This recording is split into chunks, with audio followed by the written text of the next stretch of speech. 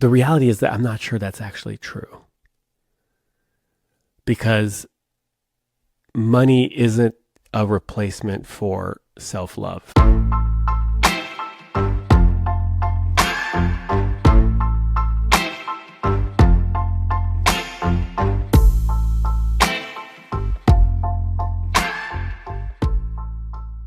Okay, lovelies, welcome to another episode of the Love Drive podcast. My name is Shaun Galanos. How is your heart? Isn't that a sweet question? It's pretty woo-woo. It's a little cringy, but if taken at face value, it's very sweet. So, how is your heart? Answer in the comments or just take a moment and pause this and sit with, how are you doing? How is your heart doing? Are you yearning? Are you longing? Are you sad? Are you exhausted? Are you scared? How are you doing? How's your heart? How's mine? My heart is, I would say peaceful. There's an expression in French. Well, it's not an expression, it's a word. It's fébrile, having or showing a great deal of nervous excitement or energy. Yeah, my heart is a fébrile, which is there's a little anxiety, there's a little excitement, there's a little nervousness. But I'm generally feeling pretty good, better than I felt in a long time. And I'm always like, waiting for the other shoe to drop. I don't know if you can relate to that. That's kind of where I'm at. I'm feeling good. There are good things on the horizon. It's funny. I was talking to a friend recently and I go, everything's going to be okay. And they go, oh, everything is okay. And I go, right. Because everything was okay in that moment. But it's funny to be sort of projecting that it's going to be okay in the future without recognizing that it's okay in the present.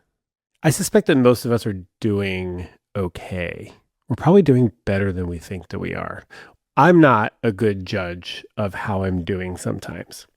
My heart is at peace.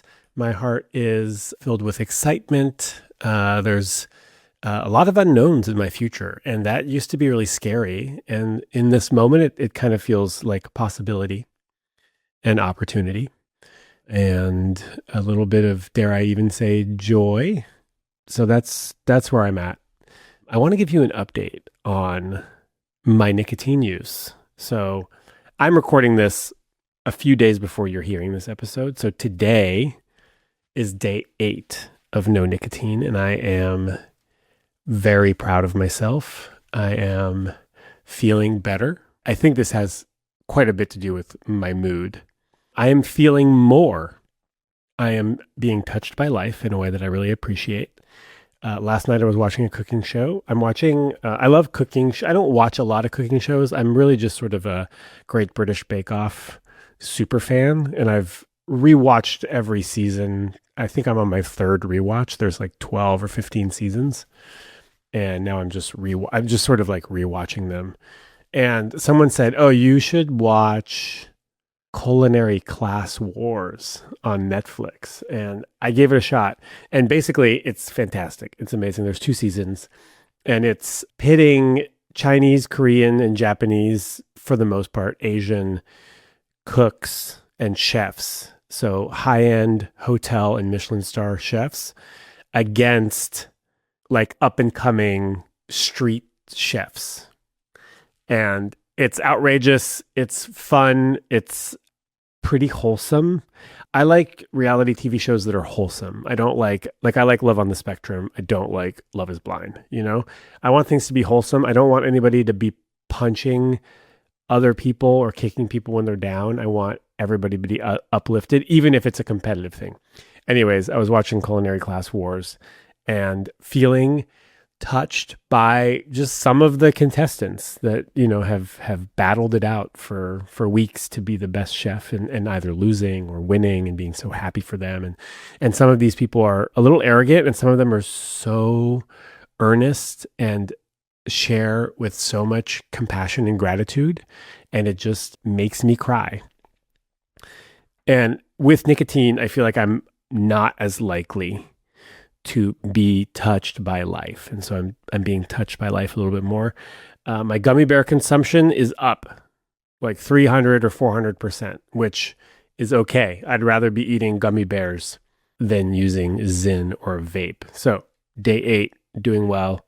Something that I've noticed that I'd like to change in my life these days, which you can probably relate to, is I'm scrolling way too much and it doesn't feel good. And I'm scrolling first thing in the morning. And what that does is it sets me up to scroll all day long. And I hate it. Doesn't feel good. So I don't know what I'm going to do about that. I have had periods of time where I've invited myself to do no screens from 8 p.m. to 8 a.m., which is really nice because then it allows for a mellow, sort of wind down of the day with reading and maybe writing and lighting candles, putting things away, taking a bath, whatever. And then because I wake up around like 6 or 6:30, a few hours in the morning to wind up, have a cup of coffee, sit on the porch, journal, write a to-do list, go for a walk, et cetera, et cetera. So that's something that I want to work on. I know that I feel better when I scroll less. And it's also kind of hard because it's part of my job. I have friends who have quit social media altogether, like they've deleted their Instagram, and I'm legit jealous. And I've had periods of time where I've been really diligent around my social media use, where I would just use it for an hour a day to post stuff and respond to comments and then bounce. But I just don't have the discipline these days. So looking for a little bit more discipline, excited for the moment when I can make that happen. Not too worried about it.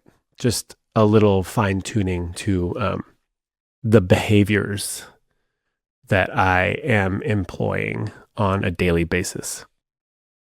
Someone mentioned that these little mini episodes are like a longer voice memo from a friend, and that makes me really happy. That's perfect. That's what I want these to be. Little updates, little stream of consciousness, a little Q&A, and just a little time for you and I to connect and to deepen maybe our relationship. Okay, so in therapy last week, this is sort of the thing I want to talk about today. I don't want to spend too much time on it, but let's see, how do I say this? Have been feeling unaccomplished in life. I've been feeling a little down on myself, not this week, maybe earlier this week and maybe a little bit more last week, that I haven't really done much with my life. Hard to admit. Hard to admit that at 43, sometimes I get down on myself about what I have done, what I have to show for my life, what impact I'm having, or like sort of, I don't know how to say, like what legacy I'm leaving. Okay, I'm not dying. I've got time. But, there's a bit of a failure to launch feeling. And it's uncomfortable as a 43-year-old man to be battling with these feelings of not being relevant, not accomplishing much. I have had a dad who was very successful in business and founded a company and hired a bunch of people and really grew that company in the software development world, and was, you could say, very accomplished and very success driven. And he even received an award. This is sort of a joke in our family that he received an award called Réussite Totale, total success. These are the shoes that I have to fill. A man who has received an award for total success, complete and utter success. And I don't feel that way. I talked to my therapist about this, and her question to me was, oh, okay, well, what does success look like to you? And can we make our own definitions of success? Here's the thing about my dad. He was very successful in business, but I don't think he was that happy. He also worked like a dog and woke up at 4 a.m. to send emails, and was the kind of person who, it's like, don't poke the bear. He's a nice guy until you cross him or threaten to, or you do something he doesn't like. And there's an element of sometimes having to step on people to get to the top. And I don't want to do that. There was a few weeks ago, I thought that I might want to be the kind of like online creator that takes manosphere or misogynistic reels, right? From like these creators that are just like red pill dudes. And then I would stitch them and then kind of throw them under the bus or tell them why they're stupid and be the guy who kind of claps back on these people. And you've seen these creators, right? Like there's a whole bunch of them. My favorite is Good Trouble. Good Trouble is really good at clapping back on Republicans and conservatives. There's a few other, is it Blue Todd? I forget who it is. Anyways, I realize that's not me. That's not my style. And I'm more interested in spreading joy and positivity, not at the expense of taking other people down.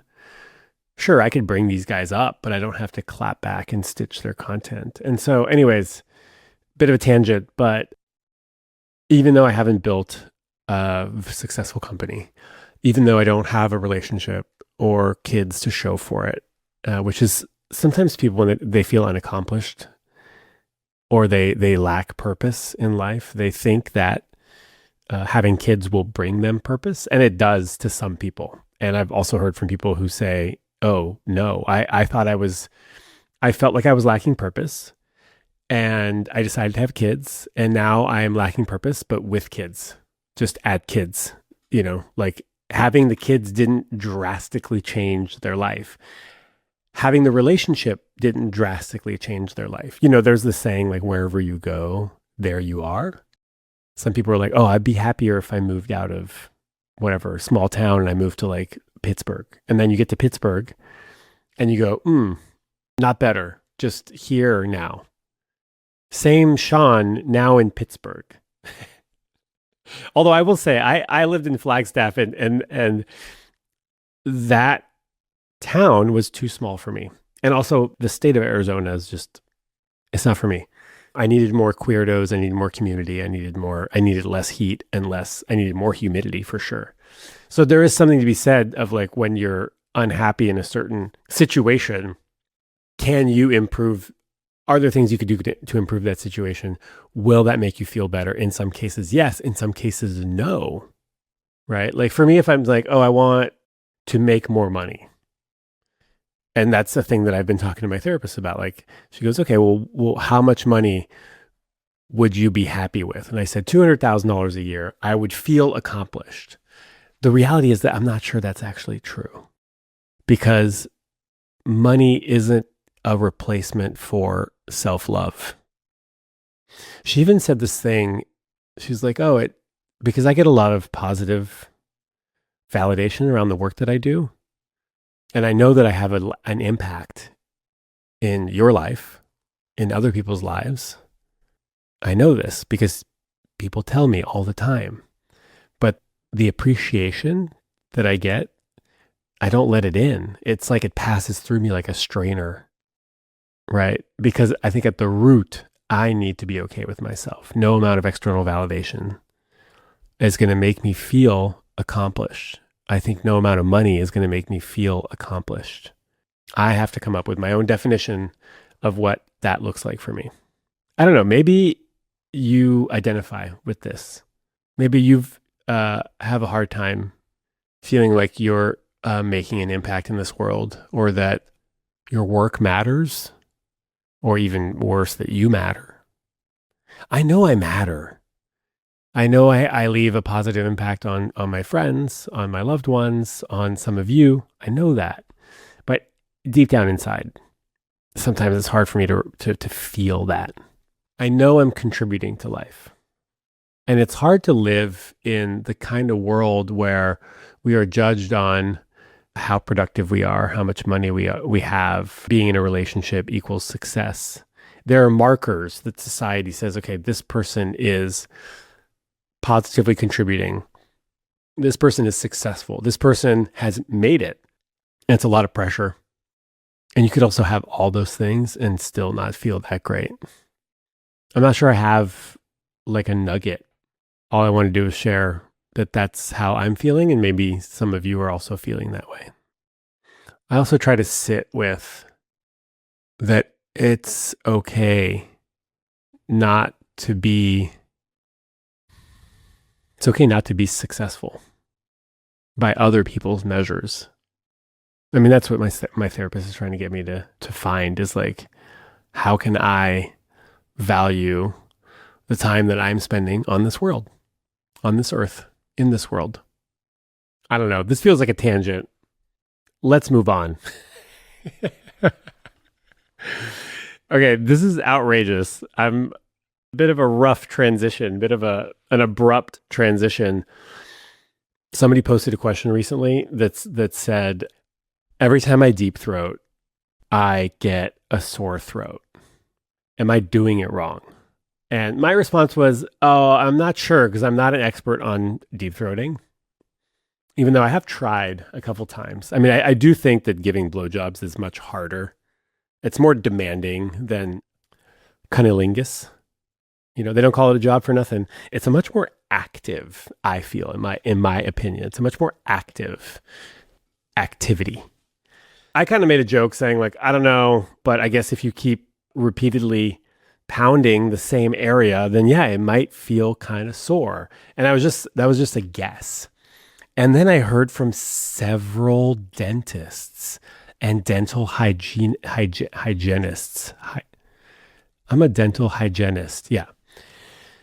That in fact, you can bruise the back of your throat from deep throating. Okay, just tuning in extra quickly after I'd already recorded this episode to add a little bit more intel about this. I got a DM from somebody who said, and I quote, "Hi, Shaun, I work as a dental assistant. The bruising you're mentioning is called petechia, which happens to all folks who suck on penises and isn't isolated to only deep throating, smiley face. I love dentistry and also love discussing sex topics, so hopefully you found this interesting. Be well." And then she goes on to add, the science behind it is, geek out with me for a minute. People who suck on penises have to create suction with their mouths, and minutes of doing so will create broken capillaries and bleeding under the skin of the hard palate of our mouths. More reason to be kind to people who do this job. Thought you should know. Your dentists and anybody there who's looking in your mouth knows that you're a dick sucker. And this has been visually confirmed. So your dentist knows what you've been up to. Someone even said on V-Day, around Valentine's Day, extra bruising at the dental office. Can you imagine? I find that absolutely hilarious. And I think there's a way in which you could angle yourself where the cock doesn't hit the back of your throat, it slides down into the throat. And I usually feel like if you're doing like some type of 69, the angle, you know what I'm saying? Like if you're flipped around, the angle of the penis is such that it slides down the throat instead of hitting the back of the throat. Either that or head off of the bed is kind of a fun one. Not for everybody. If you've got a gag reflex, this isn't going to work. But these are some positions that you can try to maybe not let it be known to your dentist that you're performing deep throats. I thought that was interesting. Also, this is insane.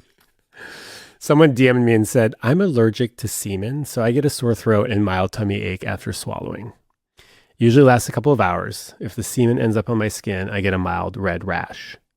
Also, not sure if anybody else has experienced this. I've never come across anybody in my life who is allergic to semen. Okay, hello. Is anybody allergic to semen? Please leave a comment, DM me. I'm wildly interested. Are you allergic to semen? Yeah. Also, the other thing is like, man, people really tell me just about anything. Really.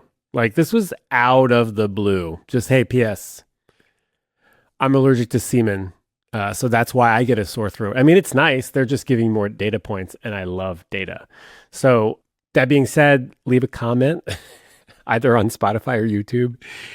Leave a review on Apple Podcasts If you don't know how to do that, you can Google leave a review on a podcast and it'll tell you how to do it. And you can rate the podcast on Spotify. Right now we're at like 214 5 stars on Spotify, which is great. And on Apple Podcasts, I got 400 comments and 4.9 stars. There's a few people there that were a little bit more critical, and that's fine. You can be critical. You don't have to leave me 5 stars. I'm happy for all the ratings and all the reviews. So please do that. Also, leave me a message or a question at 415-494-9559, or you can record an audio, like an MP3 or something, and then email it to me at podcast@thelovedrive.com, or you can just send me a message, any of those places. Preferably not my DMs. It's hard for me to like convert that over to something that I could play on the podcast. So podcast@thelovedrive.com or 415-494-9559. Let me play you a sweet little message. Hi, Shaun, longtime fan of yours. I'm listening to the recent season of the podcast and I'm loving it. I'm halfway through the second episode, quickly moving on to the next one. I also listened to all of We Can Do Better. And yeah, I just wanted to send through some words of appreciation and affirmation. I'm a gal who has a lot of guys in her life. I have a long-term committed partnership, but it's also an open relationship. So I have play partners as well. And then I've got a lot of really good, close male friends in my life. And I send them all to you. I send them to your social media content. I send them to your podcast. I get them to go back and listen to We Can Do Better. So yeah, you are also not only a great resource for just women to listen to, but also for them to send the men in their life to your way to get a little bit of additional emotional literacy, or if they are really seeking, deeper conversations or a safe space to just listen to a man or two guys talking about all of this stuff. It's just such a wonderful place. And it's just, yeah, you're really doing something special. And I just wanted to say thank you so much. And yeah, keep doing what you're doing. Well, shucks. Thank you. That means a lot to me. It's really, really sweet. And I appreciate the time that you took to send that. My audience is heavily skewed female. I didn't plan that. I didn't set out to do this. I'm not like a business dude. I wasn't like, okay, I'm going to get this Instagram going and here's my avatar. I literally just started talking about what I wanted to talk about, which was sex, love, dating, and relationships. And, lots of women followed because they resonated with my message. I would love, love, love to have more men following, listening, commenting, engaging with my content. It's been something that I've really wanted for a long time. So thank you for sending dudes my way and for sharing this. And hey, dudes that are listening, I know you're here. I know you are, because I hear from you every now and then. And it warms my heart to know that you're listening and to know that you're here. And I would love more questions from dudes, more comments, more feedback. Because again, it's most of it is from women. It's 90% from women. And ladies, do like this person did and share this with your male friends. I don't know how we're going to get there. How we're going to get men to pay attention more. It's not like I'm going to advertise at the Super Bowl, and it's not like I'm going to pretend to be somebody that I'm not so that I'll be more palatable to men. I'm just going to keep doing my thing. But I think if we want more men to heal and to be more emotionally available, which is kind of what I'm hearing from you all. That's what I'm hearing from you. You want men to be a safe space for you to be emotionally expressive. You also want men to be more emotionally expressive. You don't want to have to decode what the hell is going on with them. Part of that work is gonna be sharing this to them. And I know, women, you've done more than your fair share of the labor. I know.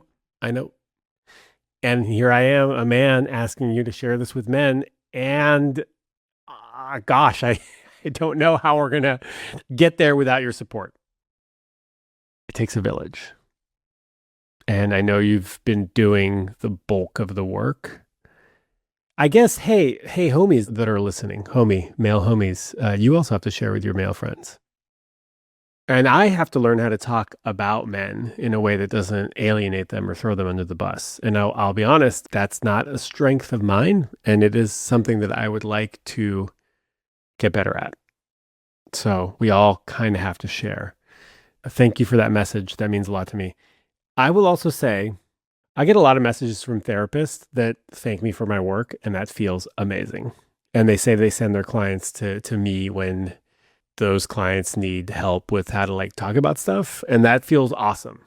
I've had very few therapists say that my work is no good, that my work isn't good.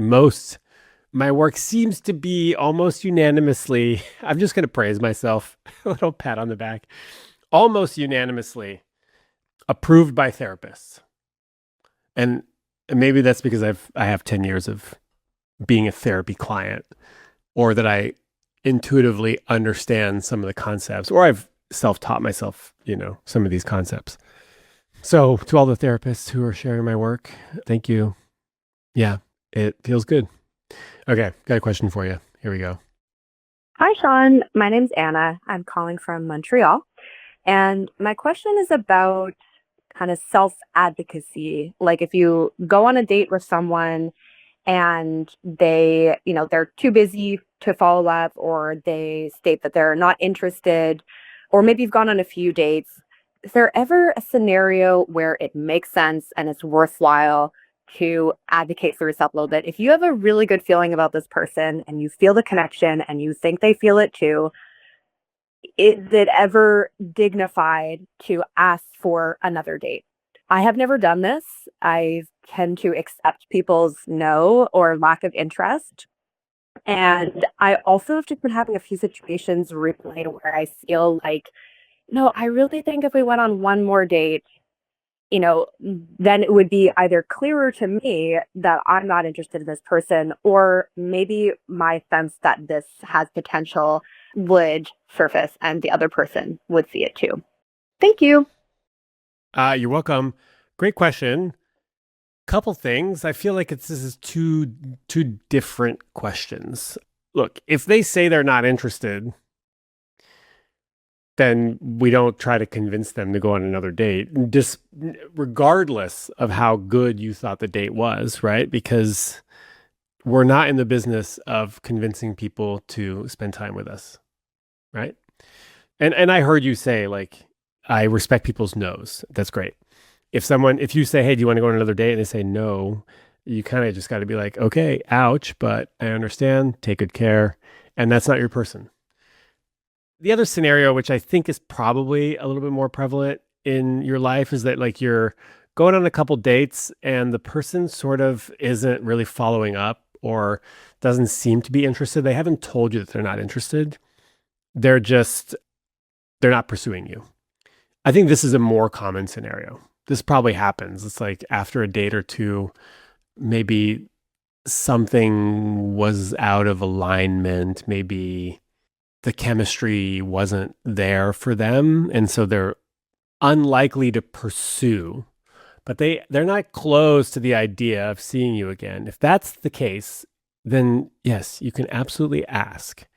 If you're unclear about where you're at and it's not a no for you and you kind of want it to be a yes, and you're a woman, well, actually, it doesn't matter who you are.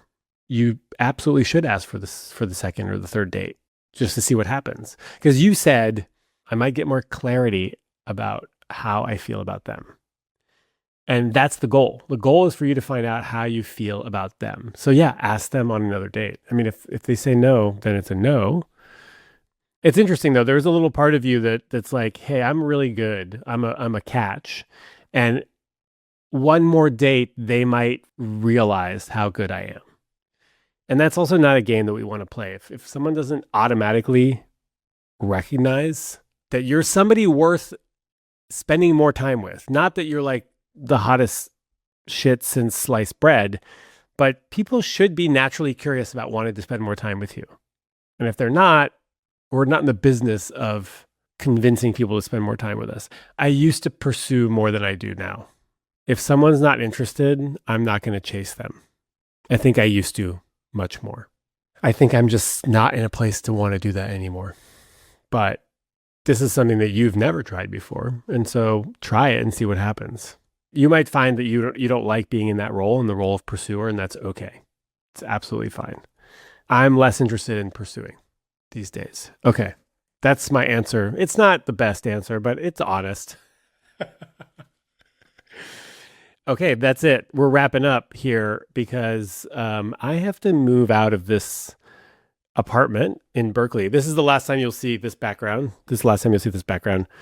Next week, I'm heading to San Francisco. And then later that week, I'm headed to Bangkok, Thailand, and a little island to celebrate my friend's 50th birthday. We're also going to be there for Songkran, which is Thai New Year's, which also happens to be like a huge 3-day water festival where everybody just like throws water balloons and super soakers at each other for a few. They're not throwing the super soakers. They're using super soakers to wet people.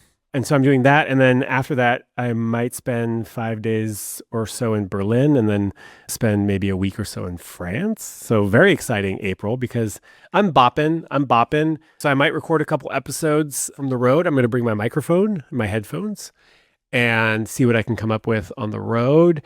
We have moved to a weekly podcast release schedule, and the episodes are being released on Thursdays. There's a good reason for that. I used to release my episodes on Tuesdays.